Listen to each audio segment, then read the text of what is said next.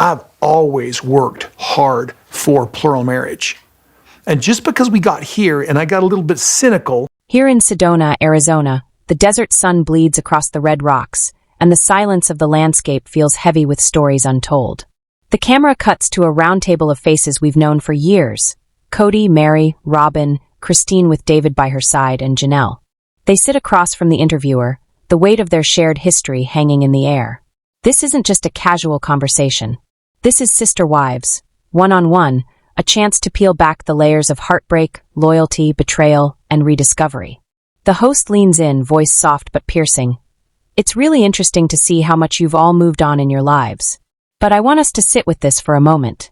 Is that a comfortable feeling? Is it uncomfortable? Or is it the feeling you've always longed for? The one you didn't even know you needed until it arrived? The silence that follows is thick. You can feel the tension in every glance exchanged. This isn't just a family. It's a fractured dynasty, each piece telling its own truth. Can we watch this clip? The host asks. A murmur runs around the table. Christine laughs lightly, sensing what's coming. Is it going to be that wedding one? The host smiles. Probably is. It's a good one. Christine, playful and unbothered now, replies, I'm always for it. The energy shifts, the walls soften. You're making me laugh, she says. The screen lights up. Old footage rolls. We see Christine and Kody together, once affectionate but tense, their smiles stretched thin. Christine's voice cuts through. Kody and I were always very affectionate, but I was always uncomfortable. I just was uncomfortable with PDA in front of everybody. The room reacts. Christine cringes at the memory. This is so gross. EW. The host, quick to push deeper, turns to her. How is that with you now? Seeming physically affectionate in front of people? Christine beams, her face open and proud. I like it. We kiss and we hug in front of our kids, and David and I just don't care. It's fun. It's fun, right? She laughs. What's changed? Everything. Confidence. Confidence is what changed. I can just be me. Those words, I can just be me, linger in the air. They're not just about affection, they're about freedom. They're about a woman reclaiming her voice after years of being told to silence it. The host leans closer. How did that feel? Christine breathes. It felt like the first time I could live without fear of judgment. Kody shifts in his seat, uncomfortable. His voice is lower now, almost defensive. Is this surprising you? Not really. I'm pretty impressed with her ability to manifest. Like in a plural marriage, she could have never done that. I mean, I'm excited for her to have this kind of love, this kind of experience, this kind of falling in love, having somebody who's just passionate about her, somebody who's just digging on her. You know? That's the kind of romance she always wanted. And it was a romance her and we struggled to find. His admission hangs like smoke in the air. For once, there's no denial, no rewriting of history. Just a quiet recognition of what was missing. The host seizes the moment. So, are you okay with PDA? Kody chuckles nervously, trying to mask discomfort with humor. Oh yeah, definitely. I don't know. I'm a little shy about like a full makeout session, that's all. The room laughs faintly, but it's the kind of laughter that feels strained. The host, refusing to let the moment slip away, turns to the group. How do you all feel about PDA? Meri tilts her head, considering. I think there's a limit. The host presses. What's the limit? Describe what you're okay with and what you're not okay with. Meri shrugs, eyes flickering downward. When it gets to the point that somebody says, get a room, that's probably a little bit too much. A soft chuckle escapes Christine, but the truth is, there's nothing funny about this. PDA, something so small, so ordinary for most couples, became a battleground in the Browns' world. The host cuts in again, sharpening the lens. Kody wished for more ability to express PDA. But it just didn't work for you, Meri. Why do you feel like you weren't able to achieve that with him? The silence stretches. The cameras zoom closer. Finally, Meri exhales, her voice tinged with something between resignation and sorrow. It was family rules. Or family culture. That was already there before I came along. And I felt like I didn't have a voice. I didn't have a say in the family. No, actually I was told I didn't have a say. I was told that I needed to conform to what they were doing. And I was trying really hard not to rock the boat, too. Her words tremble, but her truth is unshakable. The host's voice cuts like glass. Can you share who told you that? Meri shakes her head quickly, almost protective. No, I'd just rather not point fingers. Her eyes glisten. There's pain in the refusal. Pain in the memory of being silenced, of being told she was less than. And then the host turns to the camera, voice deliberate and piercing. When true love is exposed, it does not ask for permission. It does not hide behind family rules or cultural expectations. It speaks, it breathes, and it demands to be lived. The scene fades, but the emotional aftershocks ripple like waves. The camera lingers on Meri's face, the silence stretching as if to give weight to her words. For years, she had been part of a story that was supposed to celebrate love, unity, and faith. Yet what came out tonight was the quiet confession of a woman whose voice had been buried under rules she never created. The host, sensing the gravity of the moment, allows the pause to hang. In television, silence is dangerous. It risks losing the audience. But here, in this story, silence speaks louder than words. It tells us everything about Meri's journey. The pain, the sacrifice, the years of compromise. Kody shifts uncomfortably in his chair. His jaw tightens, his eyes dart around the table, looking for rescue. For once, he is not in control. The narrative he has so often commanded is slipping, thread by thread, out of his hands. Christine leans forward, almost instinctively protective of Meri. "I get it," she says softly. "I really do. I was there too, in a way. Always trying not to rock the boat. Always trying to make it work." She glances at David, her new husband, her rock. "But you know what I learned?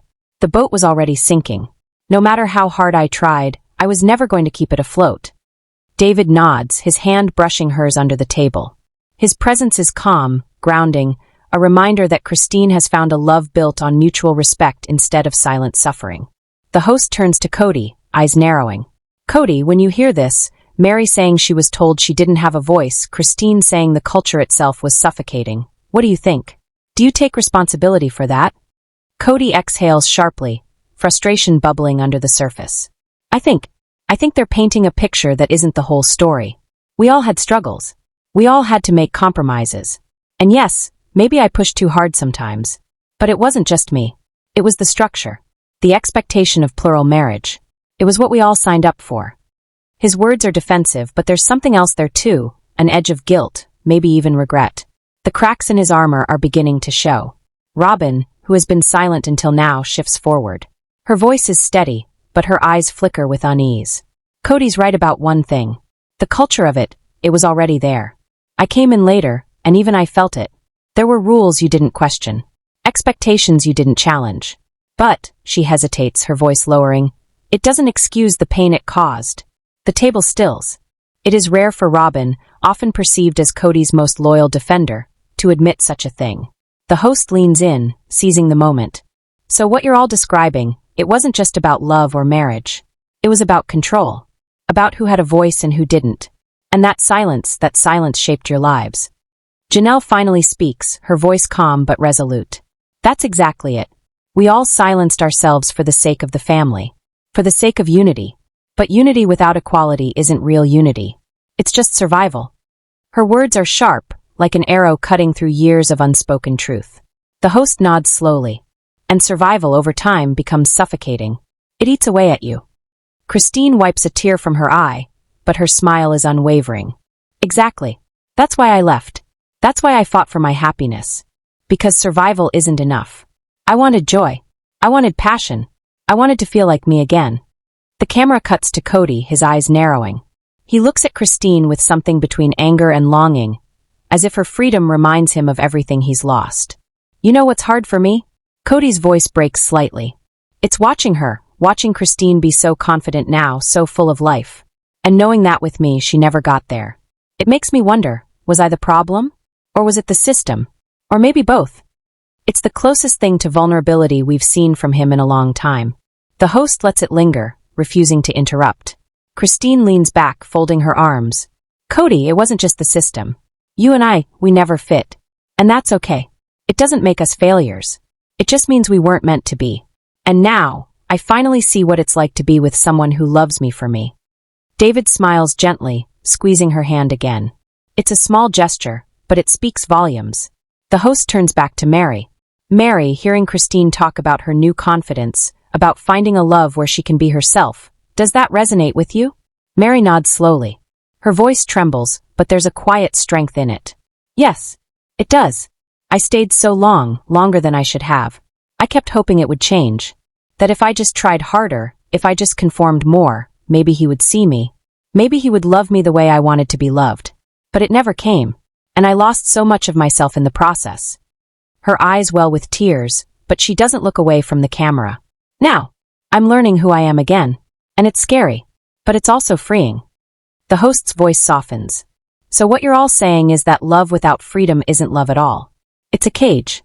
Christine nods firmly. Exactly. And I broke free from that cage. And I'm never going back. The energy in the room shifts again. What began as a conversation about PDA has transformed into a deeper reflection on love, control, and identity. The host, sensing the moment's weight, leans back. This isn't just about public displays of affection. It's about private displays of suppression. About the quiet moments when you wanted to speak, but didn't. About the love you wanted but couldn't have. And now, for the first time, we're seeing what happens when those voices are finally unleashed. The camera cuts from face to face, Christine glowing with confidence, David steady at her side, Meri vulnerable but resolute, Janelle calm, wise, unshaken, Robyn conflicted, caught between truth and loyalty, Kody restless, wrestling with his reflection in their stories. And in that round table of broken bonds and new beginnings, one truth becomes undeniable. This isn't just a recap of a show. This is the unraveling of a family myth, the peeling back of years of silence, and the birth of voices that will no longer be contained. In the desert stillness of Sedona, beneath skies painted in fading shades of crimson and gold, the air itself seems heavy with unfinished stories, old wounds, and words that for years went unspoken. Here, in this fragile circle, the sister wives sit once more, Kody, Meri, Janelle, Christine, David, and Robyn, brought together not as one family, but as fragments of what used to be, each holding their own truths, their own scars. The conversation begins not with joy, not with reconciliation, but with accusations, reflections, and the unraveling of emotions that have lingered for decades. Kody's voice cuts through the silence, tinged with frustration and a sense of betrayal. There was no reason for them to think that I wasn't going to be fair, he insists, leaning back with a conviction that seems more like defense than clarity. But there was distrust. Janelle and Meri left me saying, "Wish I had some way to get alimony." His words hang in the air, sharp and biting. For Kody, fairness is the image he clings to, the justification he repeats. But for those who lived alongside him, fairness was never the story they felt. Christine listens with calm, her voice measured yet firm, a tone shaped by years of silence that eventually broke into strength. "It's interesting," she begins, eyes steady. "I've started to observe something about Kody. When his wives leave, he attacks in the area that hurts them most, what they value deeply." She glances toward Janelle, and then back at the interviewer. With me, it was devastating that he admitted he wasn't physically attracted. For me, that crushed years of trying to be enough. For Janelle, she's someone who has always valued being fiscally responsible, being smart with money. And so Kody, he undermined that. He pushed her in the very place she valued most. The room grows still. Janelle nods quietly, her voice steady but tinged with old pain. "Yes," she says. "I've always been about responsibility, about making sure our money was used wisely. And yet, in those moments, Kody would twist that, making me feel less, making me feel like I wasn't smart. He knows the buttons to push." The honesty cuts deep, not just for those watching, but for the women themselves. For so long, they lived under a system where their weaknesses were used against them. Not to guide, not to heal, but to maintain power. Christine leans forward, her voice softening, but her words no less sharp. He knows the buttons. But he doesn't know how to take accountability after he pushes them. He leaves you holding the wound, and he steps away as though nothing happened. The silence that follows is heavier than any argument. It's not rage that fills the room, but the exhaustion of women who have carried too much for too long. The interviewer leans in, asking, "So he knew your weaknesses and he used them against you?" Christine sighs. "Yes. And isn't that sad? To have someone who once promised to love you use your vulnerabilities as weapons?" The camera catches Janelle's face, composed, but with a flicker of emotion beneath the surface. She doesn't deny it. She doesn't argue. She knows it to be true.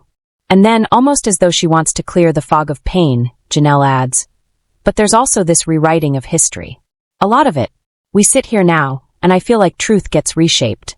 People forget the good moments, the kindness, the things that actually held us together for a time. It's not realistic to paint everything as bad. There was love. There were good things. It's okay to admit both sides." Her words carry balance, but they also underline a greater truth. Even balance can't erase the scars left behind. The interviewer shifts, changing the direction of the conversation. I want us to watch this clip, she says. And then I want your reaction. Where do you stand with Robyn today? The screen lights up, playing a moment from the past. Robyn, eyes heavy with emotion, explains her heartbreak. I was dropping something off to say goodbye to Meri, and I just couldn't hold it in. It was heartbreak of a kind I didn't understand. The clip fades and the camera returns to Christine. Her expression is calm, almost resolved. I know Robyn was brokenhearted, she says softly. But as time went on, when I needed her the most, she wasn't there. I quit calling, I quit texting. Because I realized it wasn't reciprocal. I was the only one reaching out. And a relationship cannot survive if it's one-sided. Her voice carries no hatred, no bitterness. Only truth. That pain Robyn felt, Christine continues, that was hers to carry. Not mine. For years, I took blame that wasn't mine. I thought if I carried it, maybe things would get better. But I've learned, it's not my burden anymore. The interviewer tilts her head. Do you think she was reciprocating at all? Was she fighting for you? Christine shakes her head. She fought in her own way, maybe. But I never felt her with me. Not fully. And I had to accept that. Janelle interjects, her words carrying a quiet strength. You know, Meri wanted so badly to belong. She wanted to be part of this family, to fit in. She held on to hope for so long because Robyn kept saying, he still loves you. But to me it felt like false hope. It wasn't real. And then Kody breaks the silence again, his words sharp and cutting. One of the biggest tragedies, he declares, is that people think Robyn isn't loyal. They don't know. Jen is jealous. She wants to be Meri's best friend. She doesn't want Meri to have a relationship with Robyn, because Robyn is a threat. Robyn is safe. Meri doesn't want to admit that, because Robyn is her ex-husband's wife. The words strike like sparks, igniting old tensions. Kody's defense of Robyn feels less like truth and more like deflection. An attempt to shift the focus, to rewrite the narrative yet again. The interviewer, sensing the intensity, directs the group toward another clip, this time lighter in tone yet equally telling. The conversation shifts to something oddly symbolic, a luggage rack. The clip plays. Wives recalling moments of Kody always using the hotel luggage rack himself, rather than offering it. A strange, almost trivial habit, yet loaded with unspoken meaning. Janelle laughs in disbelief as she remembers realizing it wasn't just her, but all of them. Maybe he gives Robyn the luggage rack, Christine remarks with a wry smile. Maybe she gets it. They're such soulmates after all. The camera cuts to Robyn, caught off guard, her expression half amused, half uncomfortable. The interviewer presses. So, do you get the luggage rack? Robyn hesitates, then admits quietly. Yes. Yes, I do. A wave of laughter breaks through, but beneath it lies something heavier. Because it was never about the luggage rack. It was about small gestures, small signs of care that some received and others never did. Christine leans back, shaking her head. There it is, she whispers. Robyn gets the luggage rack.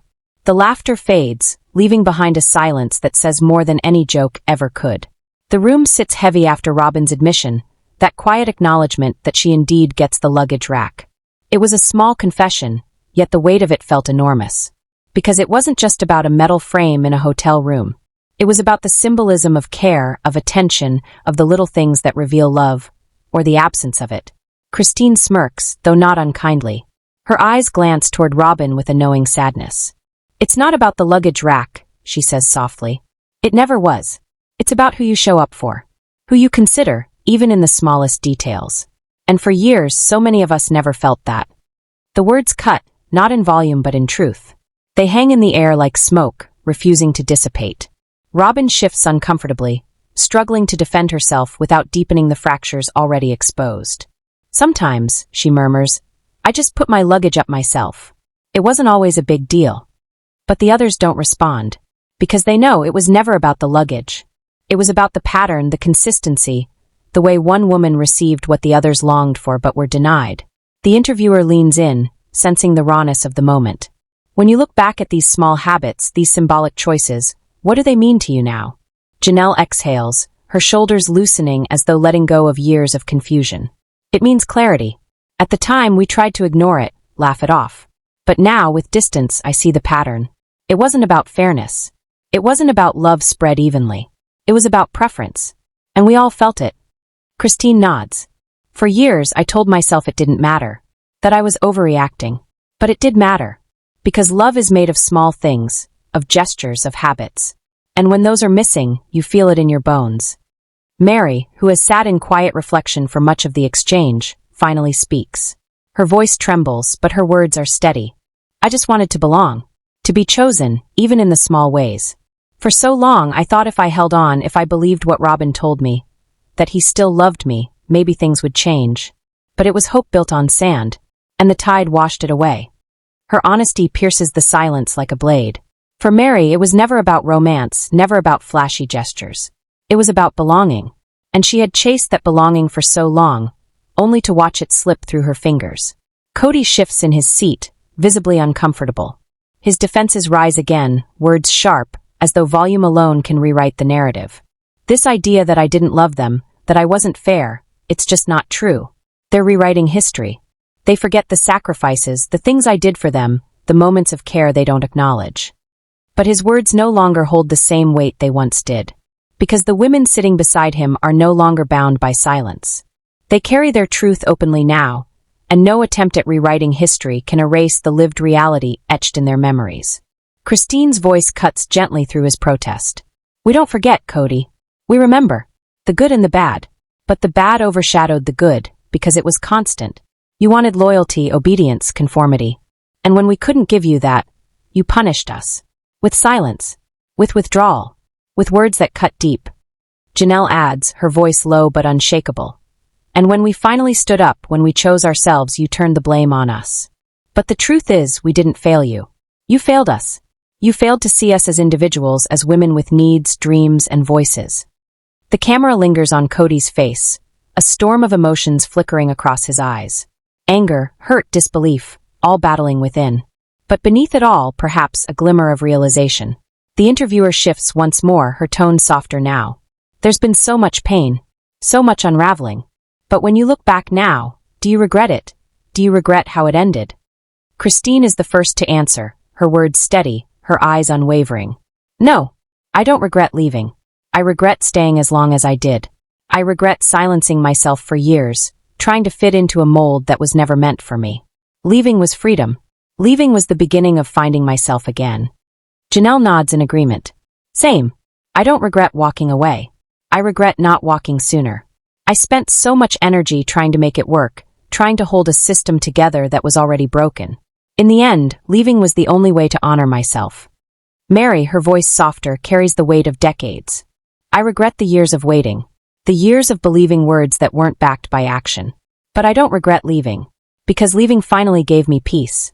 It gave me the chance to belong to myself, even if I never truly belonged here. Robyn, tears in her eyes, struggles to find her voice. I never wanted this. I never wanted the family to fall apart. I wanted us to be one. And maybe I clung too tightly, maybe I hoped for too long. But I love this family. I still do. And I regret that we couldn't find a way to hold it together.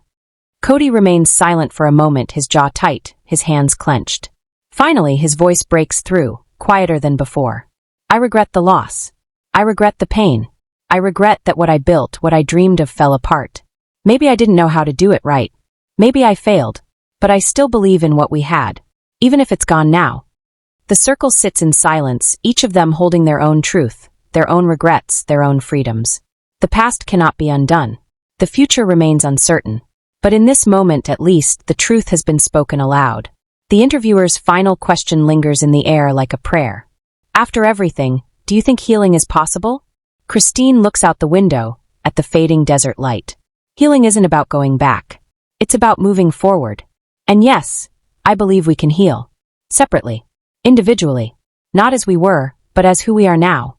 Janelle nods. Healing is possible. But only if we stop rewriting history, stop pretending it was something it wasn't. We have to own the truth. Only then can we let it go. Meri whispers, almost to herself, healing is choosing yourself. And I'm finally learning how to do that. Robyn wipes away tears, her voice fragile. I don't know how to heal without all of you. But maybe I'll learn. Kody leans back, eyes closed for a brief moment. Healing? Maybe. But it won't look like I imagined. It won't look like the dream I once had. It'll be something different. And maybe that's okay. The camera pans out, capturing them all in one frame. not as a family united, but as individuals bound by a shared past now stepping into separate futures.